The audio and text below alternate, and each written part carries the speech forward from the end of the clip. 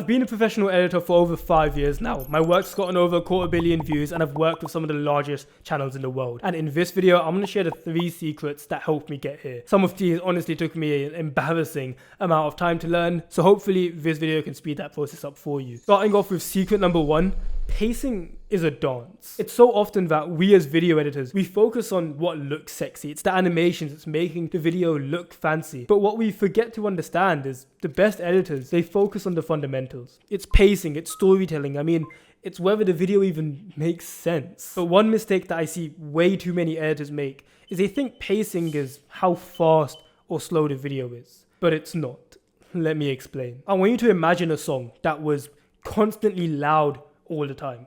Pretty overwhelming, right? But then I want you to imagine a song that's just one long note over and over again. Now it's boring. What makes a song good isn't how fast or slow it is. It's the contrast. And pacing and editing works the exact same way. So if we had a graph to show the pacing of a video, a fast-paced video with fast cuts might look something like this. And a slower-paced video with looser cuts would look something like this. But the problem is they both have no depth. Because what a well-paced video looks like is something like this. It's having a section of faster cuts where you're building up tension and then releasing it with a slow cut where you actually let the emotion land. It's having faster cuts as the creator sets up a joke and then adding back a pause when they say the punchline. Or it's having a section of intense visuals and slowing it down so the viewer can digest what just happened. It's the dance between fast and slow sections that makes good pacing. So remember, adding back pauses and silences, it's not a sin, it's a tool. So we can stop cutting them out all the time. But even if you fix your pacing, you're still going to ruin your edits if you make this next mistake. And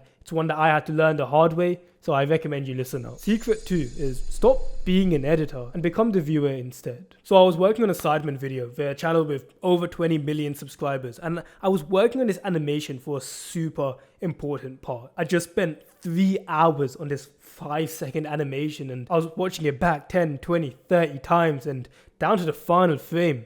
It was perfect. So I continued working on the rest of the video, and when I was done, I gave it a check back, but there was a problem. That animation that I just spent so long on, it just didn't work. Like, I don't know how to explain it. In terms of technical ability, it was amazing. But for that specific video, it just was confusing. That taught me one of the biggest differences between amateur and professional editors. It's the realization that the videos we edit, they're not for us. Because naturally, me and you, we're editors. We'll approach videos with our editor biases. We'll naturally want to add in more animations. We'll want it to look fancier. We'll want to make a crazier and crazier edit so we have something to post for ourselves. But for the person that's actually watching the video, they're not watching it back frame by frame like us. More time, they're just some random kid sitting in the kitchen having breakfast while watching some video on YouTube. And when that little kid gets confused or overwhelmed, he's not going to go back in the video like me and you do.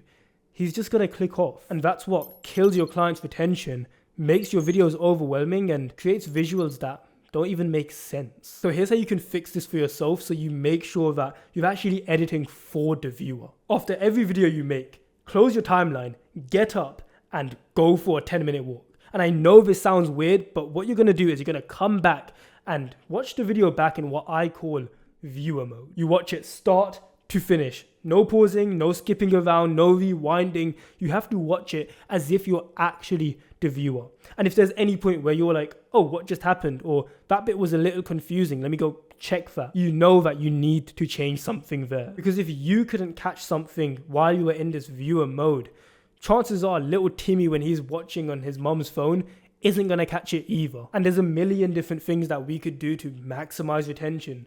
But the biggest killer of all is confusion. And next, I'm going to tell you about the secret that completely changed my life. Like, this took me from editing random videos for low-paying clients to working with huge multi-million subscriber clients who are paying over $1,000 per video. It's the only reason I can make money editing and I don't have to work a normal job, and I call this the hidden talent trap. I want you to imagine that you're buying a car online. You find the exact model that you want, but there's a problem. It's dented, it's got scratches on it, and the damn thing barely looks like it works. And the owner wrote, it's actually better than it looks in the pictures. Would that then change your mind and make you want to buy the car? Of course not. Because if the car looks shit in the pictures, it doesn't matter what the owner says. It looks shit, it's probably shit. But editors do the exact same thing every single day. They'll say something along the lines of, I've posted my work, but I can actually do a lot better than that. Or they'll say, here's my portfolio, but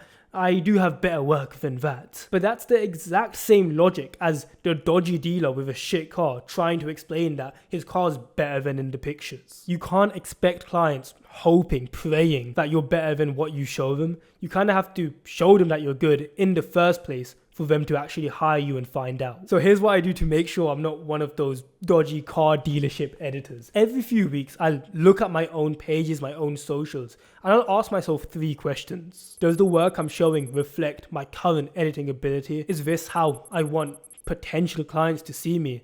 And finally, would I even hire myself if I was looking at my page? Because the truth is, for most editors, the answers to those questions are no. So even if you're not the best editor right now, you just showing where you're currently at and having your pages reflect your ability, it's a lot better than nobody knowing you exist. Because nobody in this world, nobody in history was remembered for their hidden talent. It just leaves you as a starving artist, and that simple act of consistently posting your work, it'll genuinely change your life. And just as a quick heads up, I promise you, every single person feels a little bit insecure before they start posting. And take it from someone who's gone through the editing journey and I'm on the other side now, that feeling, it doesn't go away. You'll always feel like there's someone better. You'll always feel like, what if nobody likes it? But you post anyways. Because are you really gonna let an insecurity like that stop you from living the life that you want? But there's more to building an editing career and scaling than just pacing and being able to post your work. In fact, there's a 6-step system that I found works reliably to get editors to a full-time income. So you can click on this video here where I actually break that 6-step system down for you.